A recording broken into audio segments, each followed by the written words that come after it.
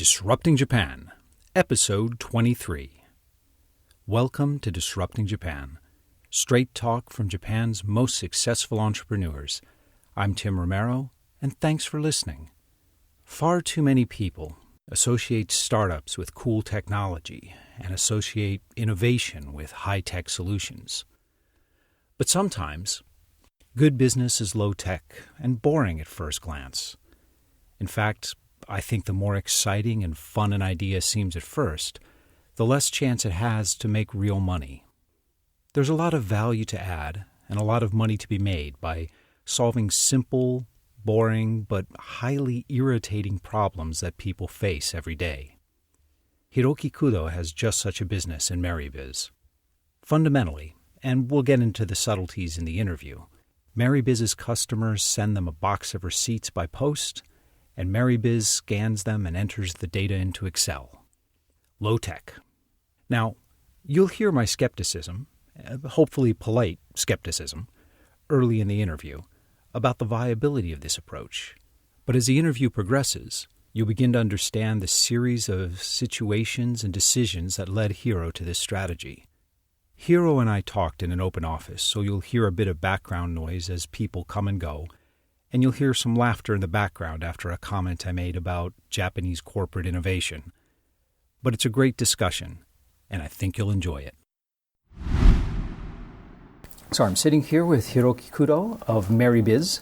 You started this in 2011, and it's a crowdsourced bookkeeping service. You can explain it much better than me and also kind of clear up the difference between online bookkeeping and online accounting. So I started bookkeeping, this crowdsourcing bookkeeping service 2011, originally because I had trouble doing bookkeeping. So it was my own pain.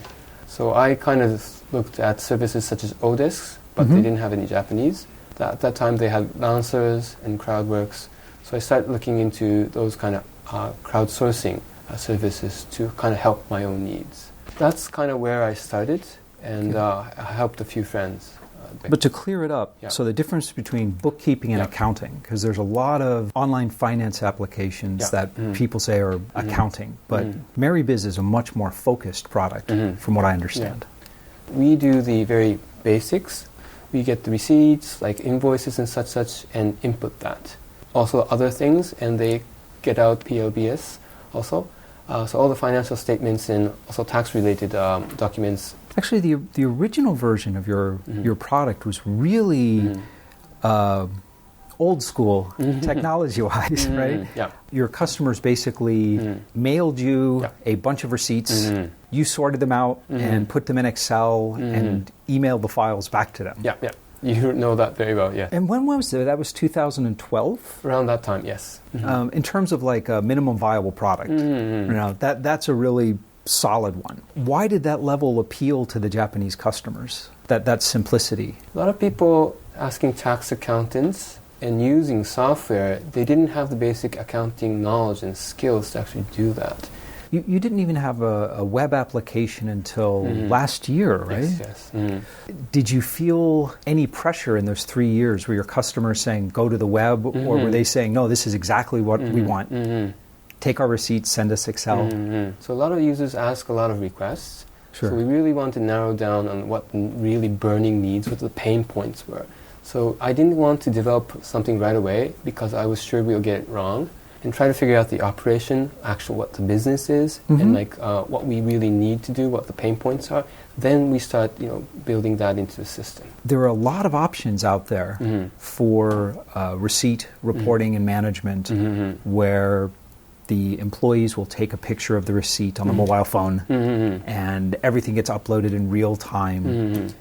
Have the Japanese customers been anxious to use tools like that, or do they want to stay with their existing workflow? So for companies who are established and actually have a system or an operation already inbuilt, they tend to want to stick to that. So there's huge switching costs involved.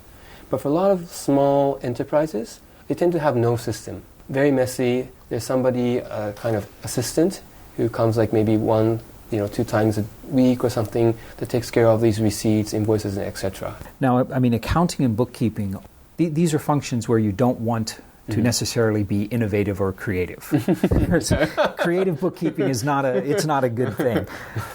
Do you see Japan changing that workflow in the future? Or do you think that the new technologies, the mobile phones, the fact that everyone has a web browser, do you think that will change the workflow? This is a cost-centered function, so people tend to think of that later. Although the technology is ready, although there's services ready, it's going to take a bit more time. But one thing that is an advantage for us is that the law is slowly changing. In Japan law, you were to keep receipts for 7 years. Right. And in paper.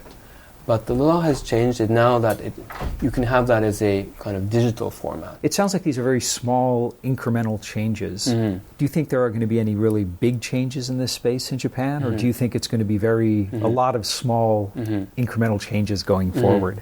So we want to dramatically change this area. Right now we're doing it very hands-on, using crowdsource, labor intensive in a sense.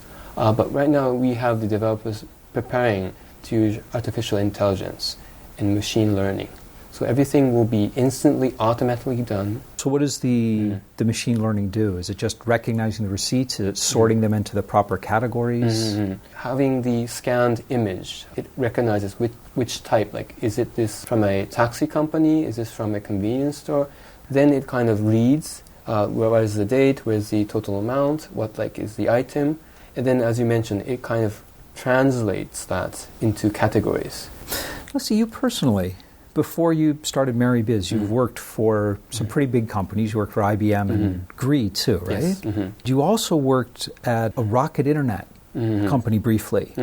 What was that company? It was Lokondo. It was e-commerce? E-commerce, yes. Right. We sold shoes, and now they sell all fashion goods. Yeah. Now, that company had a tremendous amount of turnover. A lot of people came in, a lot of people left very quickly.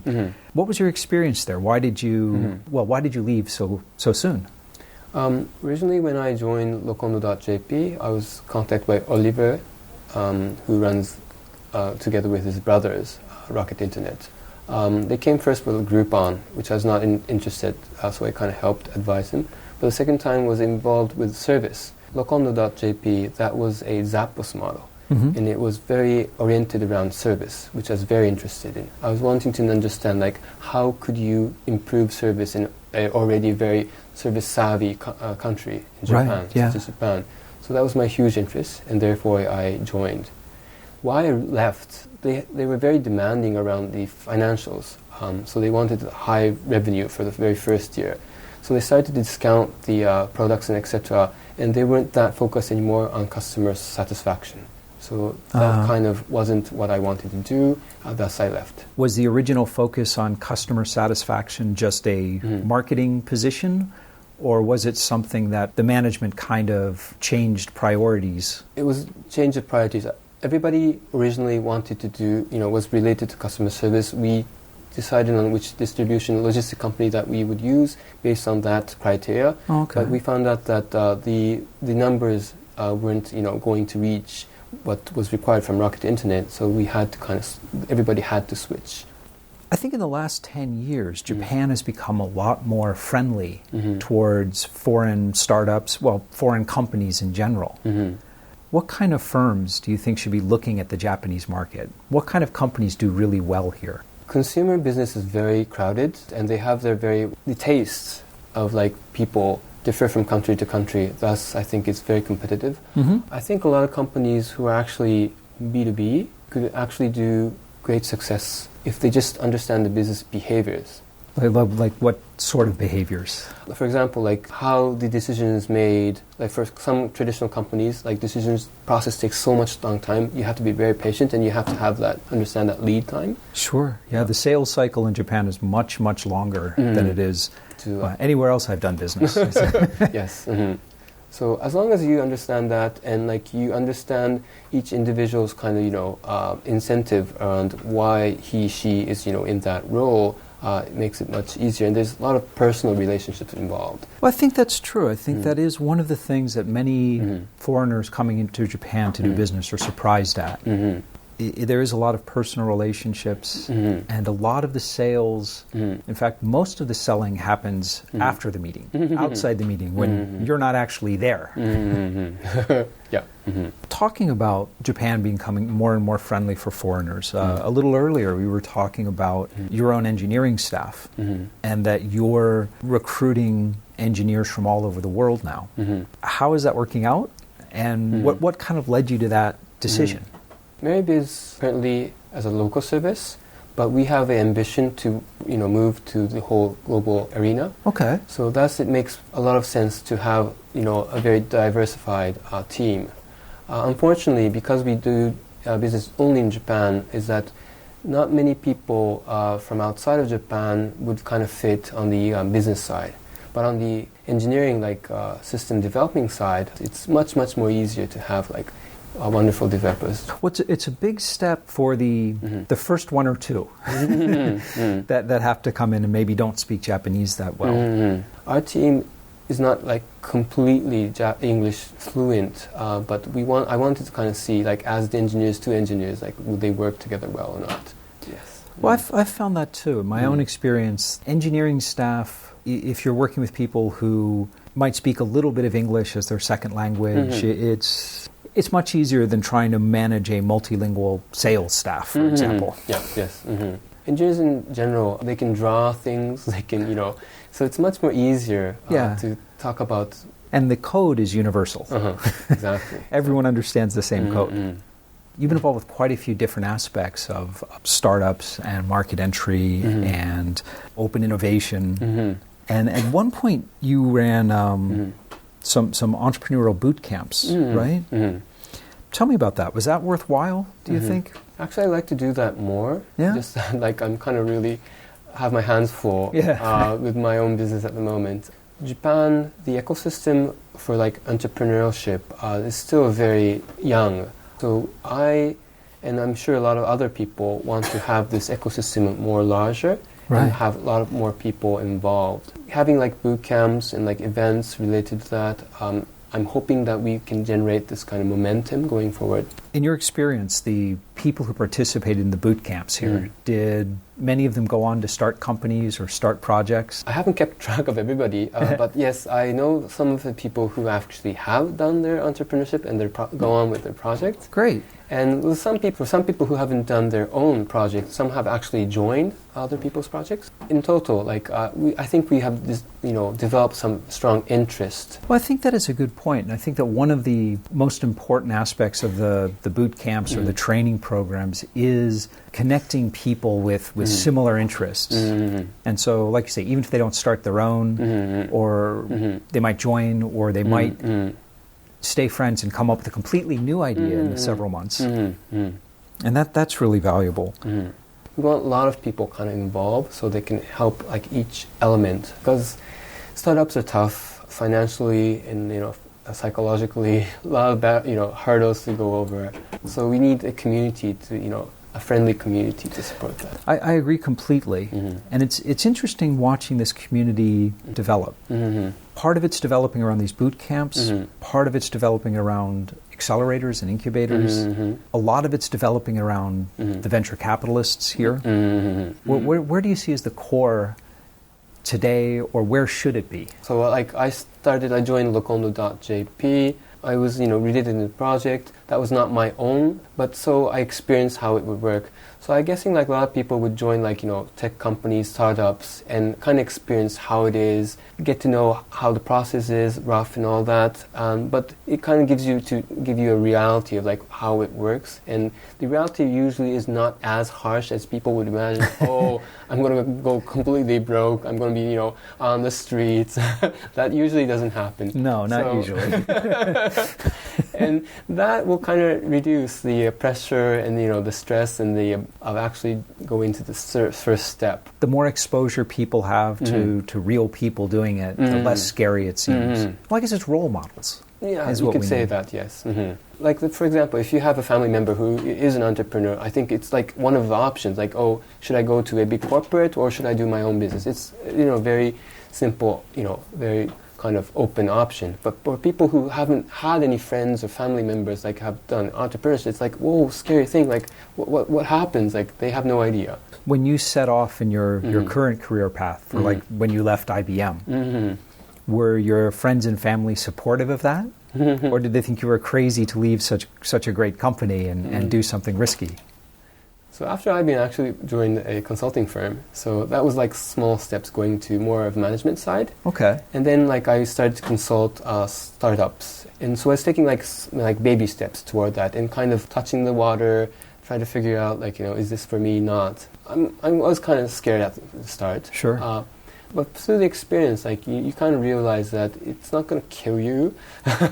At worst case scenario, like you can probably fall back to go join another company. Just that you need to avoid like, these killer kind of risks, such as having debt involved with your own personal. That's something that's actually changed recently because up until 10 years ago, pure equity financing was very unusual. Yes. The founder would be expected to basically sign for the loan. Yeah, he would be personally liable for the loan. So I suppose that's one of the reasons the ideas of risk have shifted. If you were like an old company, like if you had a loan and your business unfortunately didn't work out, like you wouldn't be able to do your second startup. You would be blacklisted. You'd be completely personally bankrupt. Well, this is interesting because in America and among Japanese entrepreneurs, this whole idea of fail fast, fail forward, there's no shame in failure, you learn from it. I think people are not just saying it, but really believing it, and there's no shame in failing something you've tried hard at. But that's among the entrepreneurs and founders in Japan. Do you think that's starting to change among normal people? So we're not normal. We're not normal, no. Slowly but surely, yes. So now a lot of corporates are interested in this domain because they found out themselves that they're not very innovative and they need to kind of get that kind of power, these ideas, these risk takers involved in their kind of organizations for them themselves to revive. Going into the community, touching and experiencing, seeing people actually do that kind of makes them change their mind, makes them understand that, hey, these people may look crazy, and they maybe are, but they're the same kind of people, human, and they're doing their best. It's not that they really want to fail, and it's acceptable, and they will start again. Are they changing the behavior? Because what I've seen is a lot of the open innovation programs. Different companies have different levels of sincerity. Yes. But it seems to be the desire for the company is like, okay, go out and find me some innovation. Find me some clever, creative, crazy ideas that we can use. But are large companies starting to hire mid-career professionals? Are they changing the way they view failure internally, do you think? I don't think that's happening yet. Yeah. They don't understand innovation yet that well. It's like, this kind of magic thing, just find this idea. The idea will work itself out. As the corporate gets bigger and, is further away, historically from its origins, it probably gets, more difficult to really understand that. Well, I guess a lot of it we're just going to have to wait and see. If today they're studying this, maybe in a few years they'll say, okay, now we understand it, we're going to try to adapt. But I hope, large corporates understand it as well, but as startups, we as the disruptive ones kind of force the environment to change so that they have to accept that the only way to kind of survive is to adapt, as quickly as possible to the environment. I think so. I think it's, and I've made this point in past shows as well. The thing that so many people forget is that Japanese large companies used to be incredibly innovative. In the 60s and 70s, it was, they were the engine of the world's disruptive innovation. And then, things changed. Well, we talked a bit about how large Japanese companies view startups. And you said that Japanese people thinking of starting a company shouldn't be too afraid of failing, and it's not really the end of the world. They won't have debt for their entire life if they fail. But what do you think are some of the biggest misconceptions that Japanese have about startups or about running a company? So there's some exceptions, of course. Right. You start an app and it just shoots and everything's fancy and happy, and within like few months you sell it with like, million, billion. That's a very rare situation. And usually, you start something, it doesn't receive any customers, you kind of work on it again, and slowly but surely you start to get, revenue and such. And at the same time, it's not that harsh as well. So there's like huge gap of like expectations. Oh, I'm going to be a millionaire like an instant, or I'm going to be like, very brutally, debt related. Like, my family's going to hate me. Kind of, there's like huge. So gap. people tend to their vision tends to be only the extreme cases. Yes.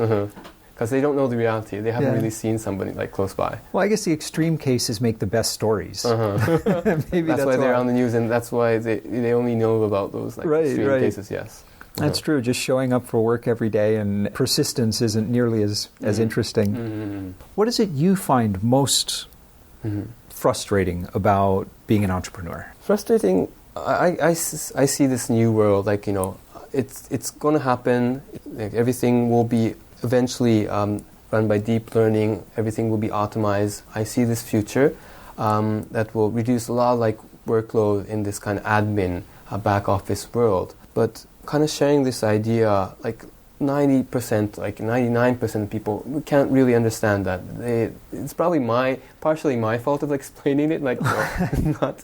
It's sometimes very hard to convince them and get them excited about it. And like, okay, so what kind of, It's hard to get people to understand what your vision really is. Mm-hmm. Yes. Some people say, really, is that going to happen? Kind of difficult for them to actually see that as a realistic, like 10 years from now view. For what kind of thing, for example? Like the way people do back office will be completely different. People around that jobs will be doing completely something different. How would we process the accuracy?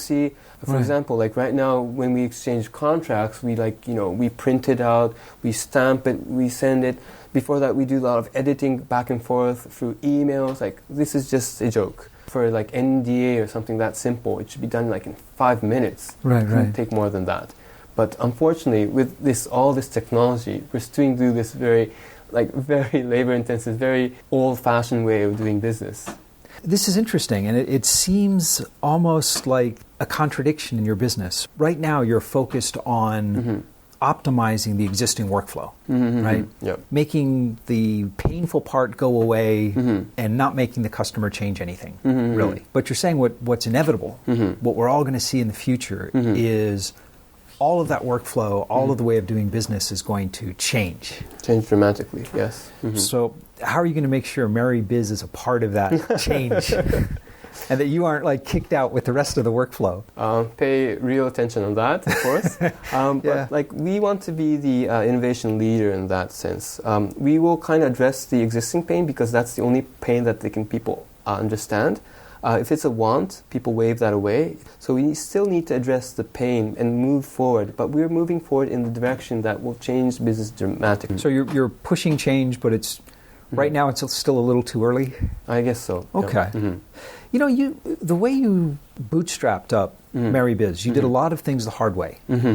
From using your own money early on to starting out with a very analog process, and like I say, we got around to doing web-enabled just last year. So knowing what you know now, if you had to do things again, what would you do differently? A lot of things that I actually know that's valuable, which is kind of hard for other people to understand, but I have a huge asset around like knowledge around the behavior of my users, the customers. Having done that like more quicker or like jumping right away into the web, I probably would not have accomplished that. Getting the revenues ramping up more quickly, I might have done that if I found great engineers right away. But to kind of go and really understand people's behavior is going to kind of pay back eventually. And that's why I'm kind of proud that I did it that way.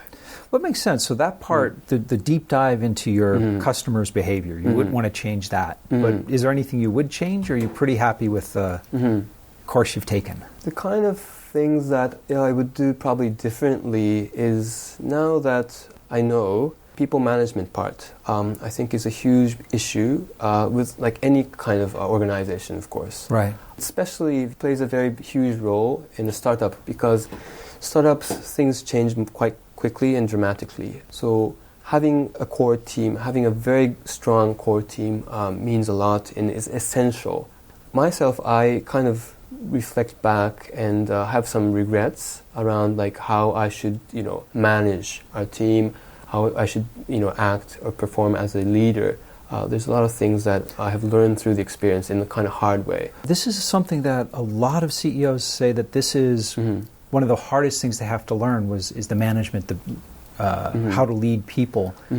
So what kind of things were the hard lessons you had to learn? Although it kind of looks slowly, like I did like bit by bit, but like I did have like pressure, time pressure, and like, financially there was pressure too. I needed to find developers. Like I wanted to go to the web right away. Okay, I find this guy. He seems to know what he's doing. I get him involved. He does part of it and leaves. I mean, like, he doesn't stick with the company. So there's kind of like, how to get people passionate, how to keep that up, how to figure out if there's really match. Will he, she, stick with the company? Is this a good, So in that case, was this someone that you didn't have the judgment to realize that, he's not a reliable person? Or was it someone that you feel you didn't motivate him well enough to really stay and be excited about working for the company? Not blaming his part, but like more of a mix of not motivating him enough and not understanding whether there was a fit or not fit. So not taking the time to get the right person and the right job. More like, my kind of view of that was if the person has a skill set, we just fill that in with that skill set. Right. Yeah. So it seemed like a jigsaw puzzle where you find someone that's the right shape and you put him in and Yeah, functionality-wise, yeah. Right, yeah, and that's not the way it is. So I learned, yes. Okay. But I think universally almost that is some aspect of that is the biggest challenge of almost every founder I've talked to, learning how to motivate people and lead people. Myself as well. That was one of my biggest challenges. Okay, we talked before about the changing startup ecosystem here in Japan. If you could change one thing, if I gave you a magic wand and said you could change one thing about Japanese society or economy or education that would most improve Japan for startups, what would it be? I think it has a lot to do with the mentality. People, they're risk averse. Families, how will I look when I would join a startup? When I have a chance to join a big corporate, will they think I'm a completely fool? What would happen even if I joined and it doesn't work out? People are really afraid of that. If the society, us as the crazy people, we understand that, but for the kind of normal people, the majority of people, they still think that way. A lot of the younger students, talented students, a lot of people tend to go to the larger corporates. It would be to have people be more comfortable with taking risks. I think I got to agree with you on that. That would be one of the most beneficial things that could be done. Well, listen, before we wrap up, is there anything you want to tell our listeners about MerryBiz or about startups in Japan, about leadership, about life in general? MerryBiz is going to change the way back office is done. We're going to innovate. We're going to be leaders innovating that area. But also, I'm very passionate in the startup world. I want to really support the ecosystem in Japan. So anybody who's interested in Japan, who wants to do a startup, please, come on. You can contact me right away. We want more people involved in this so that we can go on and making this a more larger and exciting community. Okay, that sounds great. And before the show airs, let's sit down. We'll put together some really useful links, put them up on the website so people can explore and get hooked up. Okay. So thanks for sitting down with me. I really appreciate it. Thank you very much. And we're back. In this environment of launch fast, iterate quickly, and pivot at the first sign of trouble, Hiro's approach of going slow and building a deep relationship with an understanding of one's customers is an interesting one. Now, Hiroki knows he's walking a knife edge. He has positioned MerryBiz to be a turnkey, low-cost replacement for an existing workflow and achieves some success in that way. However, he also knows that the position leaves him very vulnerable to true disruption in the market. It leaves MerryBiz very vulnerable to technology that will eventually eliminate the need for that part of the workflow altogether. MerryBiz has the customer relationships and will have to be able to jump fast when the disruptive opportunity presents itself. And to his credit, Hiro is vigilantly watching for that opportunity. I think we'll get some interesting feedback on this one. Please drop by disruptingjapan.com/show23 and leave your thoughts and let us know if you think Hiro and MerryBiz are behind the times or ahead of the curve. When you drop by, you'll find all the links and sites that Hiro and I talked about and much, much more in the resources section of the post. But most of all, thanks for listening, and thank you for letting people interested in Japanese startups know about the show. I'm Tim Romero, and thanks for listening to Disrupting Japan.